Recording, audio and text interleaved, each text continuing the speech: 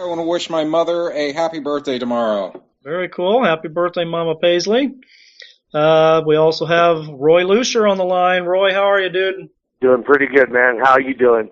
I can't complain. If I did, nobody'd listen to me anyway. Joseph Knight is in the house. Joseph. How you doing, buddy? Thanks. And before anybody asks, no, I'm not related to Jason. Okay, now that we got that out of the way. We are brought to you by the Angry Marks Radio Network. You can find them at www.angrymarks.com.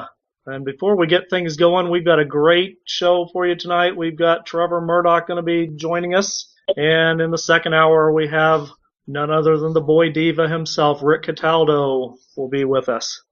At this moment, Zane, could you do me a favor? What's that, Rick? Zane, can you, for our new listeners who are not familiar with who we are, can you tell us very briefly in about 30 seconds what credentials you have to be on the Undisputed Wrestling Show?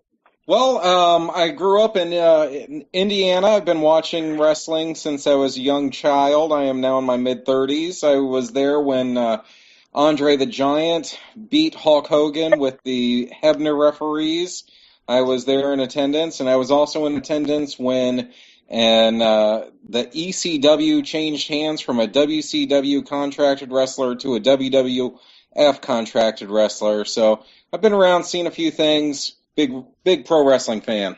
Let's get on to our guest of the evening. We've got the one and only Trevor Murdoch with us. Trevor, how are you, sir? I am doing fantastic. I'm a big ball of joy. I could just tell. So, Trevor, how long have you been in this business? And I guess what made you decide to forge a career in professional wrestling? I've been wrestling since I was 18. When I was younger, my brother and I on Sundays used to watch the Old World Class. It was actually, yes.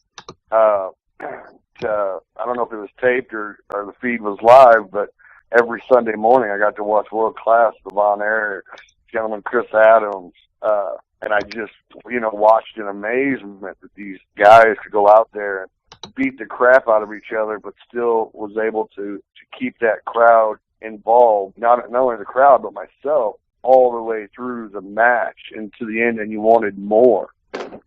And that's where I kind of got addicted to wrestling, was because it always seemed like when I got done watching a show, I was waiting at the edge of my bed for the next one. Like I wanted the next episode to come on right then and there, but I had to wait a whole week just to watch it. And it was really one of the few days that I got up early on my own.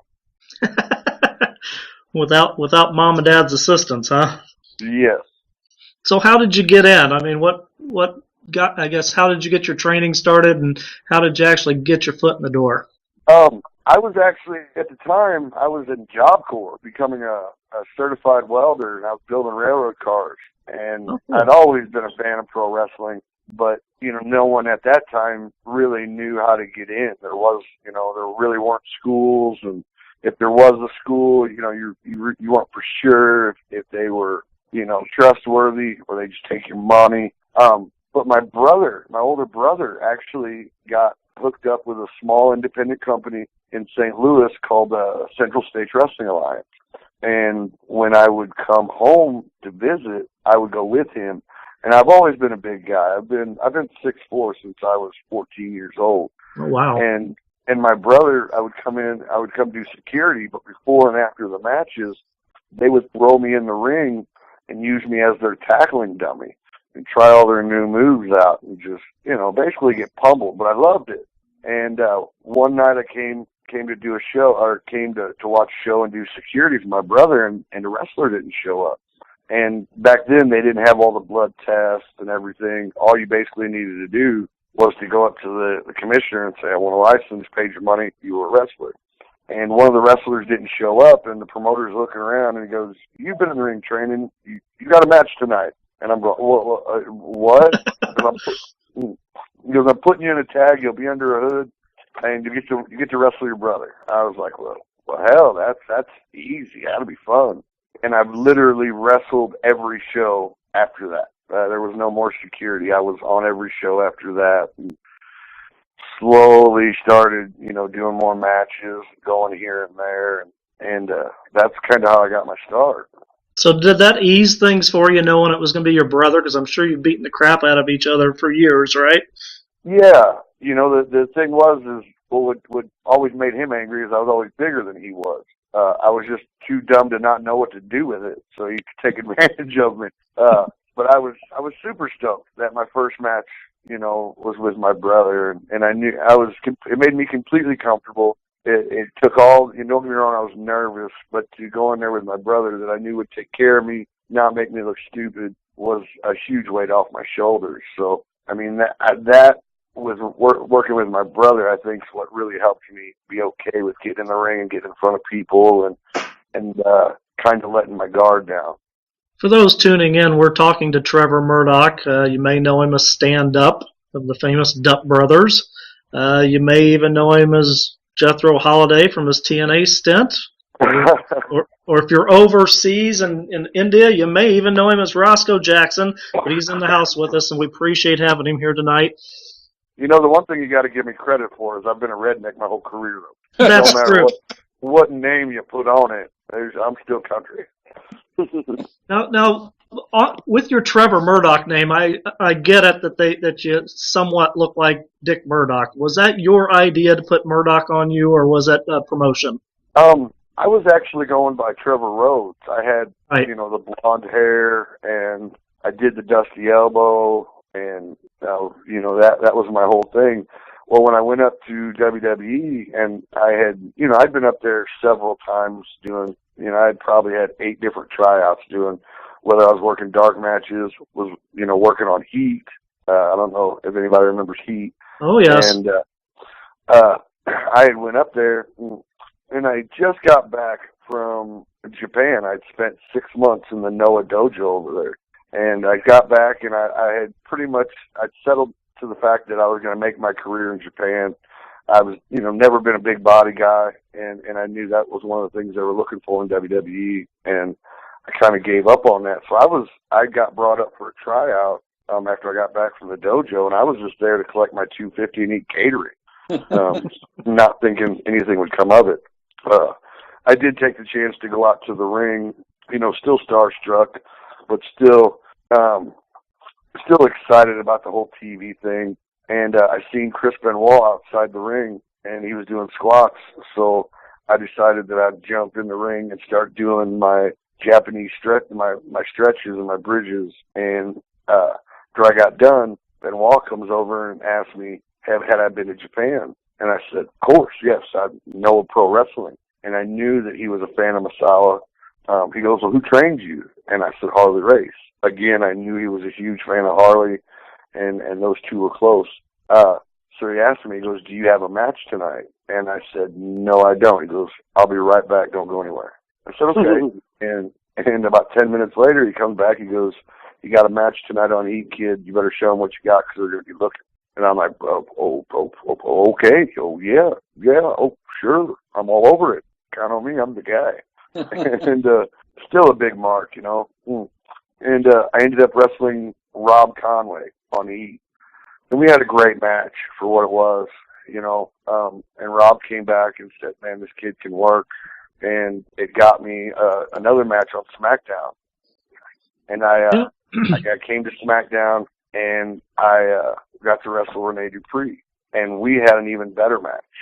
And I got in the back, and I'm taking off my clothes. I'm stoked. I'm like, man, there's another $250, some awesome catering. Just got back from the dojo. I got $500 in my pocket. Man, this is awesome. And I'm still an independent guy, barely making it. So I'm on cloud 9, and Johnny Ace comes to the locker room and says, hey, kid, when you're done, I need to talk to you. And I'm like, crap, what did I do? Shit, come on, I don't need no kid. And I go to the talent relations office, and I sit down, and he goes, where are you working at nowadays? And I said, I'm a bartender. I actually was bartending at the bar I ended up buying. And he goes, do you want a job here? And all I could do was shake my head yes. I couldn't utter the words. I just, yeah. He goes, give me your address and phone number, and I'll have a contract sent to you. It'll be there this week. I said, okay. And sure enough, that next week, I had a contract, and I sent it back. And I got a call saying that I was going to go to developmental. And they sent me money to move down there. And 2 weeks later, I got another call saying they were going to bring me up to TV to tag me with Lance Cade. Then I said, okay. I was like, this is going to be a big flop. You know, I'd seen Lance on TV, big jacked up gorilla that he was, blonde hair, pretty. You know, I was like, man, what a contrast. This is going to go over like a lead balloon, you know. But it was an opportunity, and I look forward to it. Well, when I got up there, they go, we can't call you Rhodes. You know, I think maybe Dusty had some heat at the time in the office, and so they're like, no, we're not Rhodes. And they go, you know, I was talking to Ricky Steamboat, and he goes, man, you just look like a Murdoch. He goes, you look like, you know, Dickie's boy. And he went in the back, and he goes, I think we're going to call him Trevor Murdoch. They're like, okay, no problem. And that's how Trevor Murdoch came about. And the cool thing about it is, you just said just a minute ago, I was going to ask you this anyway, you trained at Harley Race's Wrestling Academy. Now, did you actually work with Harley Race, or how did that work for you, and what was your experience like? Yeah, man. Actually, me and a friend of mine, Matt Murphy, who I'm still friends with today, we were the first two students at Harley's camp. And we were the guinea pigs. I'm talking 7-day training weeks, 7-day-a-week training weeks, 5 and 6 hours a day. And I'm talking like you would do your calisthenics, and I think one of the things that got Harley excited about me was I'd be working so hard I'd end up puking. So I'd run outside, I'd puke, and I'd run back in, and I would catch up with the guys on their calisthenics. And I just continually work harder and harder. My relationship with Harley just, increasingly got stronger and stronger. I spent many nights at his house. His beautiful wife, BJ, at the time, cooked me many meals. And, a young guy, 21 years old, trying to make it in the business that I really loved and was passionate about. Harley took out a lot of time and invested a lot of time in me to make sure that my technique was down and that I was aggressive, and that, I not only played the part in the ring, but I lived it as well too. Harley's belief was, you're outside of the ring, you act responsible and behave responsible, and you're in a small town, everybody will know who you are, which I have that background anyway, so I knew that anyway. But 6 months later, he has me in Eldon, where the Wrestling Academy was based out of, and I beat Ming for Harley's WLW heavyweight title. And I'm 21 years old going against, Ming, this crazy Samoan that I've seen on TV, beating people up, not to mention the stories that I had heard about him in his wilder days. You talk about a nervous wreck. And I didn't know what was going on or what the finish was until it happened. I mean, and that right there was my first strong, real memory of just, man, this is what I want to do for a living. This isn't a hobby to me. This is what I want to do to make a living and be in front of people 24/7. And I was hooked. It has to be an incredible honor as such a young guy in the business, and you winning a title over Ming. I mean, he's one of the toughest, if not the toughest man in the history of the business. Who was tougher, Ming or Harley Race?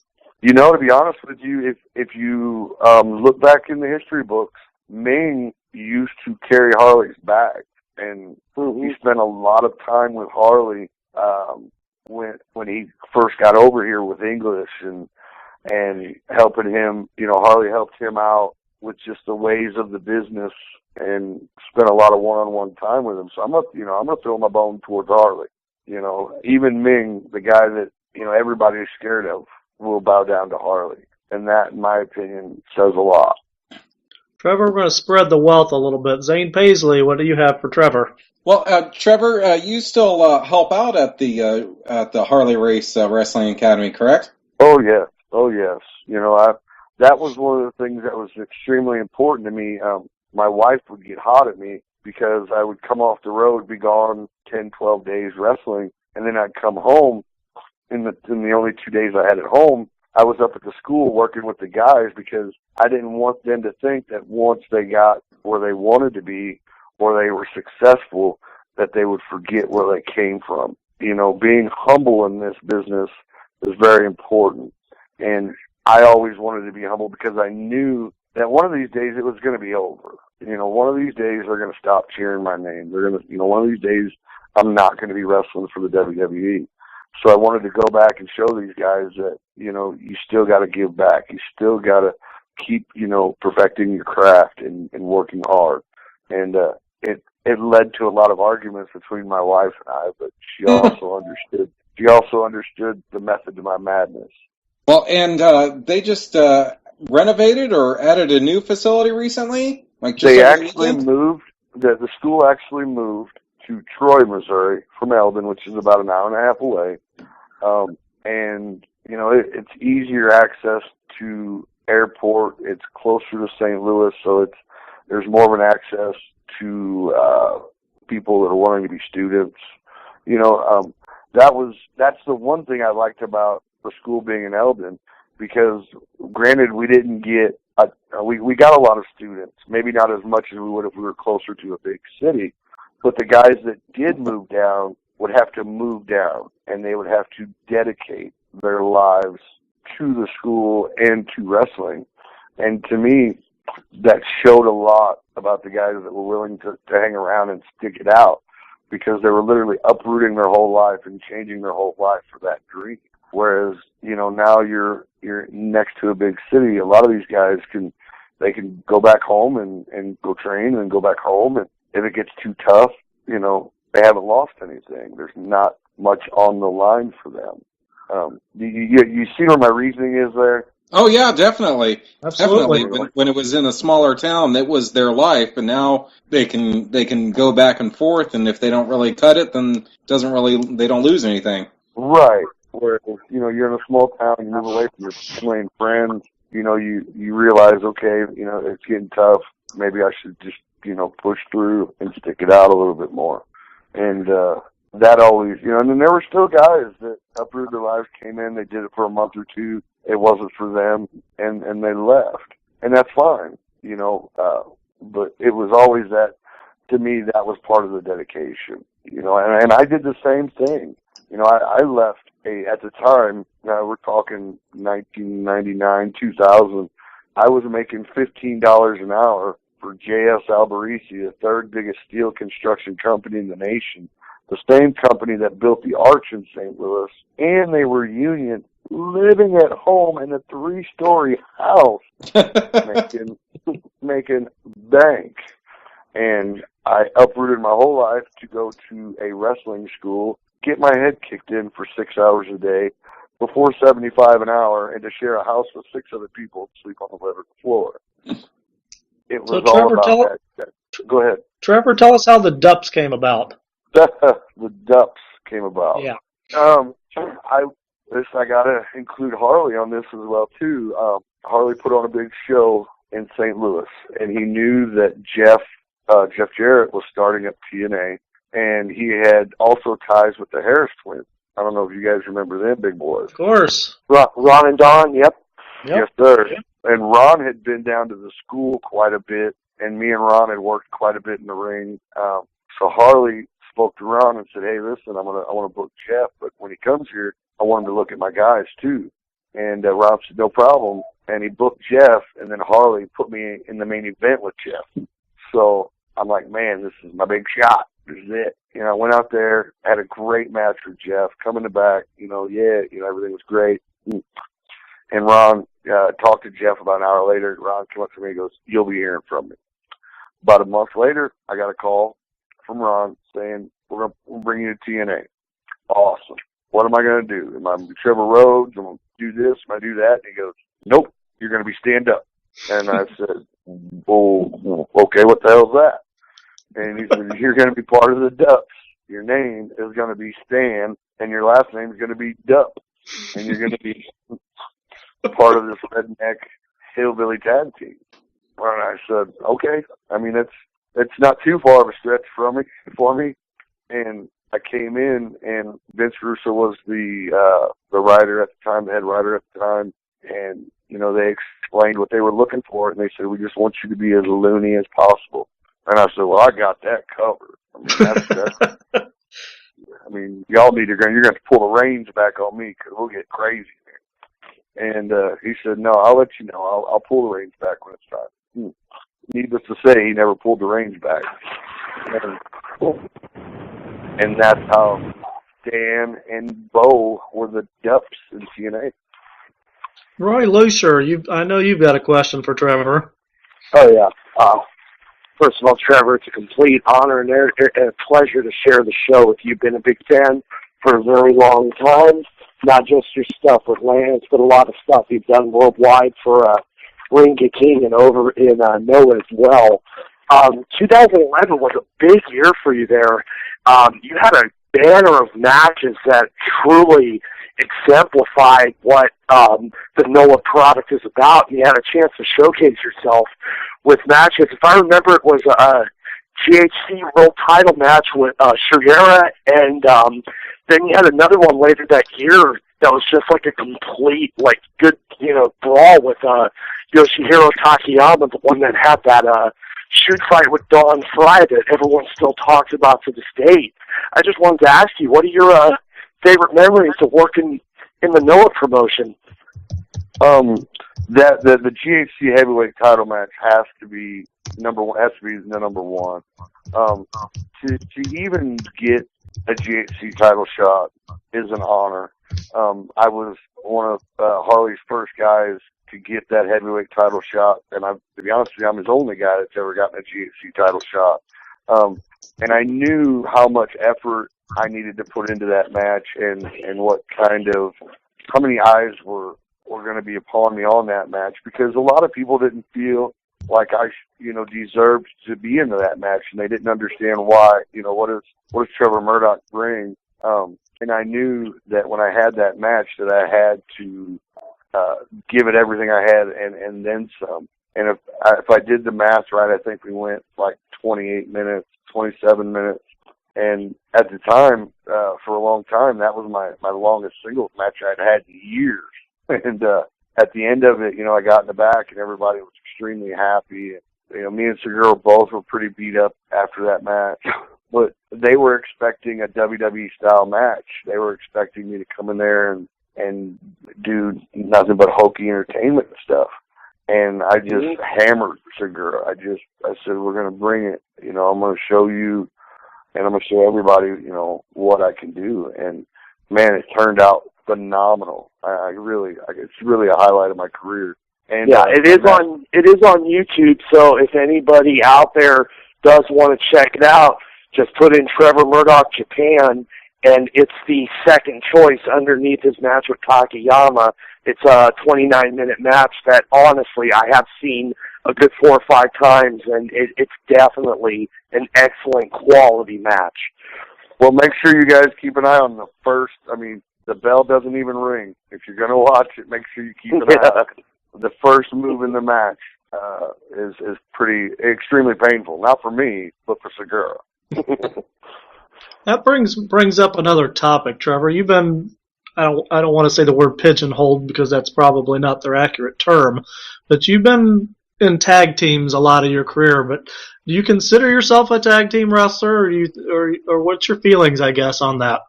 I love tag team wrestling.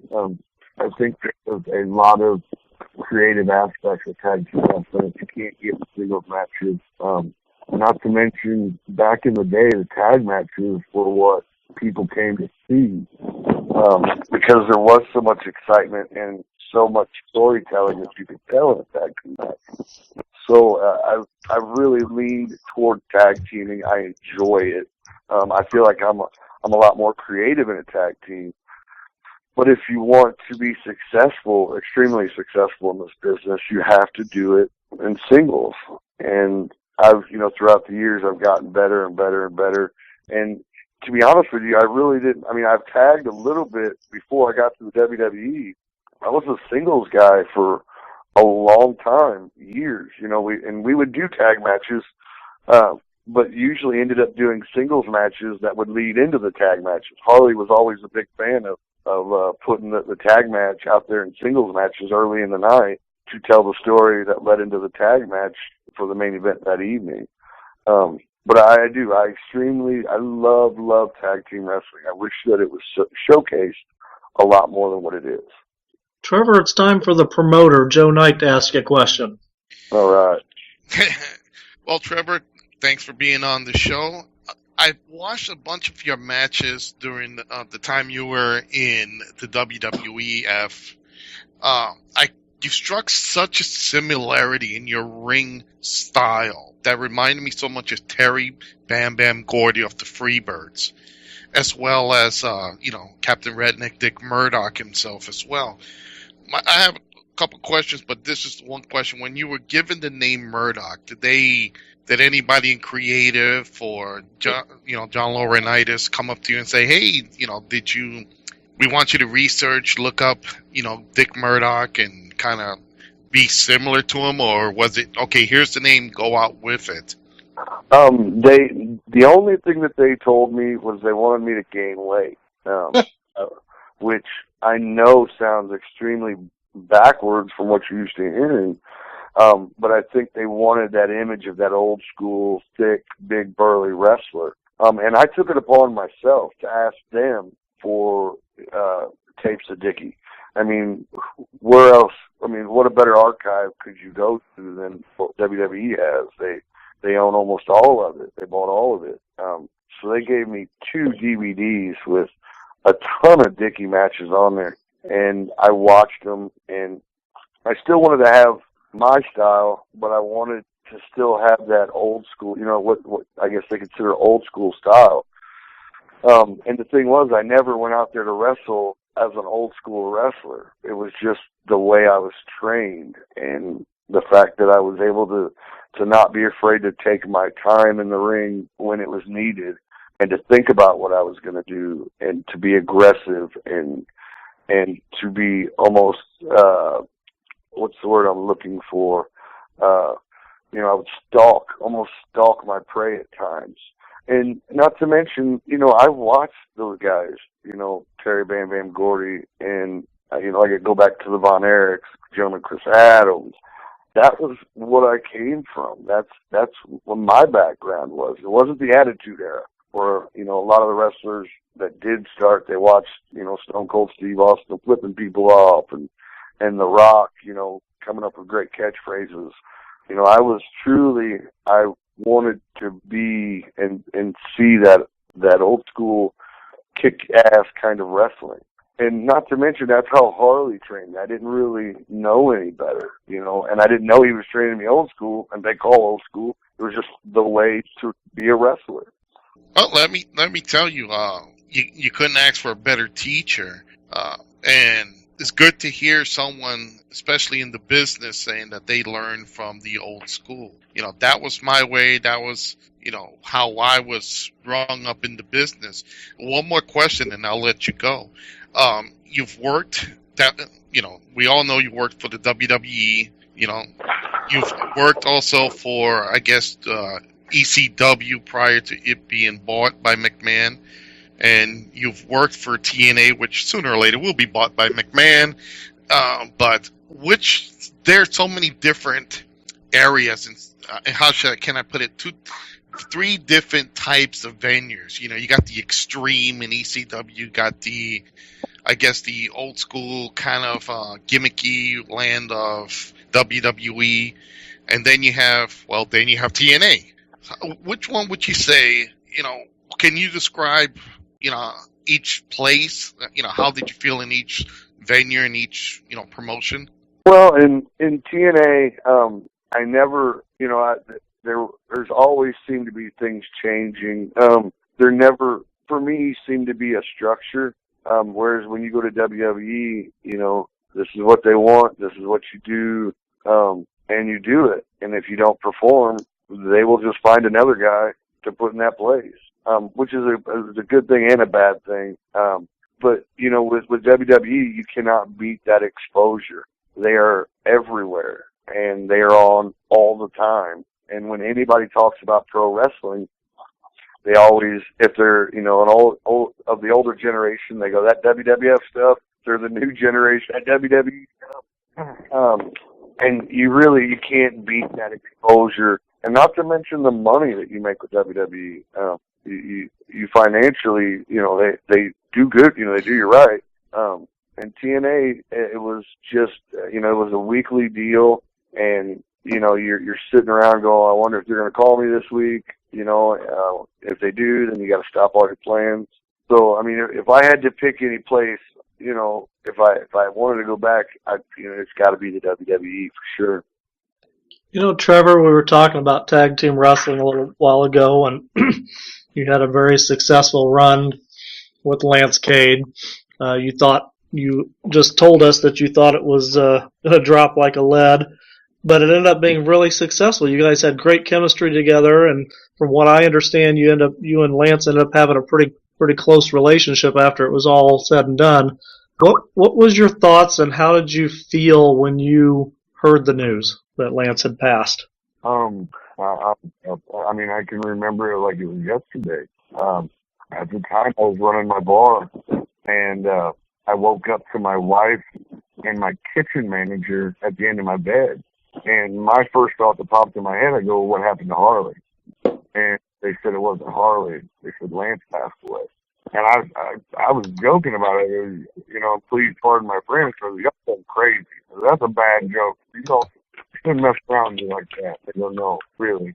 And I looked on my phone, and I got a text from HBK, and he said, "Kid, you need to call me." And I call him, and I told this deal here about Lance dying. I mean, we're talking about a guy who's 29 years old, not an ounce of fat on his body, and healthy, in my opinion, as a horse. And he goes, and I'll never forget these words. I said, "Kid, I'm sorry, but he's gone." And I'm not going to lie, I dropped to my knees and I bawled like a big baby. I have no problem saying I love that man like a brother. My kids called him Uncle Lance, and his kids called me Uncle Trevor. We spent holidays together. When we were off the road, we were talking to each other. My wife jokingly called him the other woman.